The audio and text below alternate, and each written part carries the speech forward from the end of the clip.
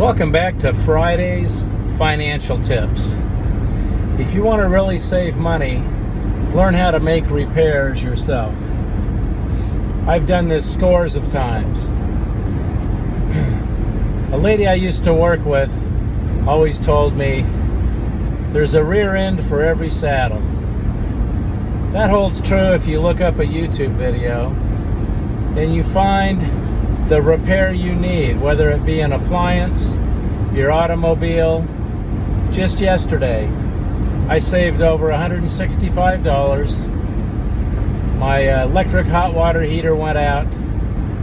I bought 2 elements and a thermostat, replaced them based on the YouTube video. Now my water is hot as ever. Don't be afraid to try it once.